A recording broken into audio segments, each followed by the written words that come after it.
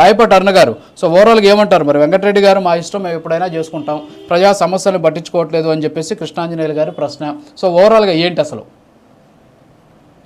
Sir, ఇందాక వెంకటరెడ్డి గారు ఒక వీడియో చూపించి నా విషయం ప్రస్తావించారు. దానికి సంబంధించి ఒక మాట చెప్తాను. యాక్చువల్ గా అది కూటమి ప్రభుత్వం, కూటమి ఏర్పాటు అవ్వకముందు, ప్రభుత్వం కాదు అసలు కూటమి ఏర్పాటు అవ్వకముందు మాట్లాడినటువంటి మాట అది క్లియర్ గా. ఇప్పుడు కూడా చెప్తున్నాను సార్, పవన్ కళ్యాణ్ గారి జోలికి వ్యక్తిగతంగా వస్తే, రాజకీయాలకు అతీతంగా పవన్ కళ్యాణ్ గారి జోలికి వస్తే ఆయన తర్వాతే మాకు ఎవరైనా సరే, నిర్మోహాటంగా చెప్తున్నాం ఈ విషయం మాత్రం. నేనైతే క్లియర్ గా పవన్ కళ్యాణ్ గారి తర్వాతే ఆయన్ని చూసే రాజకీయాల్లోకి వచ్చాం. పేద బడుగు బలహీన వర్గాలకు రాష్ట్రంలో మంచి జరిగేలాగా వ్యవస్థల్లో మార్పులు ఆయన అయితేనే తేగలడని ఆయన కోసమే జెండా పట్టాం. ఎలాంటి రాజకీయ బ్యాక్గ్రౌండ్ లేకపోయినా, ఆర్థిక బలాలు లేకపోయినా, సామాజిక బలాలు లేకపోయినా, కేవలం పవన్ కళ్యాణ్ గారి కోసమే నాలాంటి వాళ్ళం ఎంతమందో వేలాది మంది గ్రౌండ్ లో జెండా పట్టి రాజకీయాల్లో అడుగు పెట్టి ఇవాళ కూటమి అధికారంలోకి అడుగు పెట్టడానికి శాయశక్తుల కృషి చేసి వాళ్ళ ప్రభుత్వాన్ని నిలబెట్టుకున్నాం. ఇందులో ఎలాంటి సందేహం లేదు. పవన్ కళ్యాణ్ గారి జోలికి గనక వ్యక్తిగతంగా వస్తే, వ్యవస్థాగతంగా వస్తే నో ఇష్యూ, అది ఎవరైనా క్వశ్చన్ చేయొచ్చు. మేము ఎలాగో జగన్మోహన్ రెడ్డిని క్వశ్చన్ చేస్తున్నామో అలాగే ఎవరైనా క్వశ్చన్ చేయొచ్చు.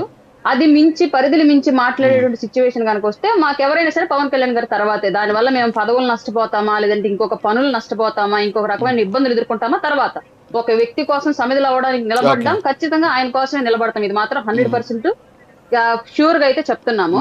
ఇంకొక విషయం సార్, రాష్ట్రంలో వెన్నుపోటు గత 5 ఏళ్ల పాటు ఎవరికి ఎవరు పొడిచారన్నది మీరు క్లియర్ గా ఆలోచించుకొని వాళ్ళు మీరు వెన్నుపోటు దినోత్సవం పెట్టుకొని ఉండాల్సినది. వ్యక్తిగతంగా వెన్నుపోట్లు, వ్యక్తిగత సంబంధాలకు సంబంధించింది కాదు కదా. నిన్న మీరు చేసినటువంటి కార్యక్రమం కానివ్వండి, లేదంటే మేము జరుపుకున్నటువంటి సెలబ్రేషన్స్ కానివ్వండి, పూర్తిగా ప్రజలకు సంబంధించి ప్రభుత్వాలు అలాగే ప్రతిపక్షాలకు సంబంధించినటువంటి అంశం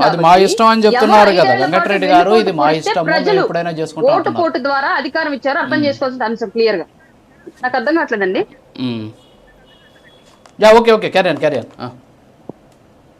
మీరు 5 ఏళ్ల పాటు వెన్నుపోటు మీరు ప్రజలకు పొడిచారని చెప్పేసి ప్రజలు గ్రహించారు కాబట్టి మిమ్మల్ని 151 నుంచి తీసుకొచ్చి 11లో కూర్చోబెట్టి ఇవాళ కూటమికి పట్టం కట్టారు. మీరు వచ్చినప్పుడు ఏం చెయ్యలేదు అన్న దాని మీద పెట్టినటువంటి విధానంలో క్లియర్ గా మీరు ఎక్కడా కూడా ప్రభుత్వానికి సంబంధించి ఉన్నటువంటి లోపాలు ఏమనంటే వాటిని క్వశ్చన్ చేయట్లేదు. ఎంతసేపటికి రెడ్ బుక్ చూసి భయపడటం, ఆ రెడ్ బుక్ లో ఇంకా ఎవరి పేర్లు ఉన్నాయో వాటిని బయటకు తీసుకొచ్చుకోవాలని చెప్పేసి భయపడిపోవడం, వాళ్ళని అరెస్టులు చేశారు, వీళ్ళని దాడులు చేశారని చెప్పేసి చెప్పుకోవడం తప్ప అరెస్టులు చేసిన వాళ్ళు అప్పటి వరకు చేసినటువంటి అరాచకాలు ఏంటి, గత 5 ఏళ్ల పాటు మీరు చేయించినటువంటి దాష్టికాలు, దారుణాలు ఏంటి వాళ్ళతోటి, వాళ్ళు ఏ కారణాలతో వాళ్ళని అరెస్టులు చేశారు, ఇప్పుడు కూడా అరెస్టులు చేయకపోతే సమాజానికి ఎలాంటి సంకేతం మనం ఇస్తాము, అలాగే దీని ద్వారా భవిష్యత్తులో ఏం చెయ్యాలనుకుంటున్నాం అన్న అంశాల మీద మీరు కనుక దృష్టి పెట్టి మాట్లాడాలనుకుంటే అప్పుడు మీరు కరెక్ట్ గా సరైన దారిలో వెళ్తున్నట్టు. నాయకుడు బయట కనిపించడు, అధికారంలో ఉన్నప్పుడు కనిపించడు, ప్రతిపక్షంలో ఉన్నప్పుడు కనిపించడు.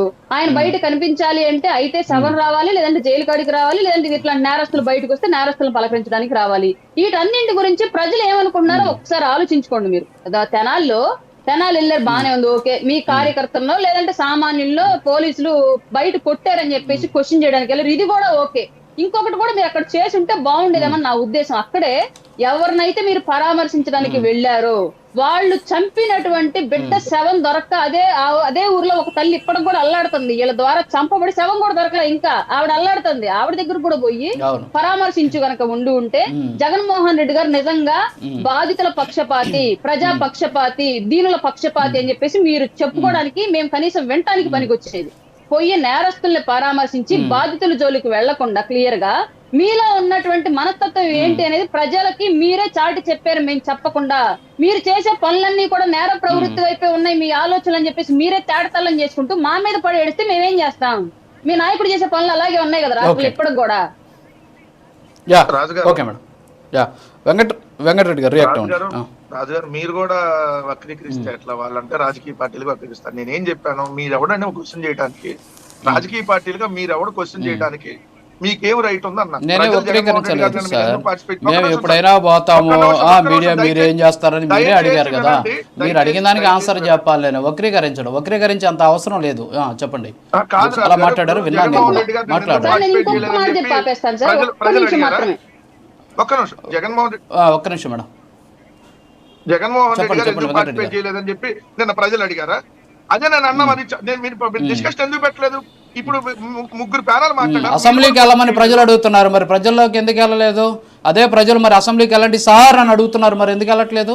సార్, ప్రజలు ఎవరు అడిగితే అడిగారు? ప్రజలు ఎవరు అడిగిందే ఏ మీరు రాజకీయ చేసేట్టుగా పార్టీ? ఉంటే నేను చెప్తా. నేను అడిగిన దానికి మీరు ఓ సమాధానం ప్రజలు చెప్పండి. కూడా అడగరా? ఓకే, ఒక్క ఓట్లేసింది నిమిషం, అందుకు రాజు కాదా? గారు, ఓకే రాజు గారు, చెప్పండి, చెప్పండి. One second Yeah. వినండి. ఇప్పుడు నేను అన్నా నిన్న గొబ్బెమ్మలు ఫెయిర్ కాబట్టి మీరు ఎన్ని మాట్లాడినా సైలెంట్ గా ఉన్నా నేను. మీరన్న గొబ్బెమ్మలు పెట్టు, లేదంటే మీరన్న చేమ టపాకాయలు కాసు, మరి ఎందుకు పవన్ కళ్యాణ్ వెళ్ళలేదని ఎందుకు మీరు అడగలేదన్నా నేను. నేనలా మరి గొబ్బెమ్మలు మీరే. పిలుపునిచ్చారు కదా పవన్ కళ్యాణ్ గారు, ఖాళీగానే ఉన్నారు కదా నిన్న. నిన్న మరి వెళ్ళి సంబరాలు వేరు, సంబరాలు వేరు, సమస్యలు వేరు సార్. సంబరాలు వేరు, సమస్యలు వేరు. మీరు పెళ్లికి రాకపోయినా పర్లేదు, సాగుకు రావాలా, అదే మన సాంప్రదాయం. ఓకేనా? అవన్నీ కాదు కాదు. మనం ఎలాగ వినండి, చెప్పండి సార్, మీరు చెప్పండి సార్. అది మీదైనా నాదైనా ఎవరిదైనా అట్లా తిప్పుకోవచ్చు, ఏముంది? అవును, బాగా తిప్పుతున్నారు మీరు కూడా. అనుకూలంగా అయితే అలానే మలుచుకోవచ్చు. మీరన్న ప్రజా సమస్యలు మరి ఇప్పుడు నేను క్వశ్చన్ చేశా. సూపర్ 6 తో పాటు ఒక్క హామీని కూడా ఎందుకు 143 హామీల్లో ఎందుకు నెరవేర్చలేదు ఏడాది కాలంలో అనే దాని మీద నో డిస్కషన్. ఎందుకు? మరి ప్రజల సమస్యలే కదా. కృష్ణాంజలి గారు అదే అడిగింది, మరి ప్రజా సమస్యల మీద ఏడాదిగా మనం ఏం చేశాం, జగన్మోహన్ రెడ్డి గారు ఏం చేశారని కృష్ణాంజలి గారు చాలా స్ట్రైట్ గా అడిగారు. ప్రతిరోజు అడుగుతానే ఉన్నాం, మేము ప్రతిరోజు అడుగుతానే ఉన్నాం. అడిగితే అసెంబ్లీకి కదండి గవర్నమెంట్ లోకి వచ్చి 6 నెలలే కదండి అయ్యింది, ఏడాదే కదండి అయ్యింది, ఏడాదికి అన్ని ఇచ్చేస్తారా? ఏమి ఇచ్చారు చెప్పండి? అమ్మఒడి ఇచ్చారా లాస్ట్ ఏడాది పిల్లలకి? ఒక్కరికి ఇవ్వాల.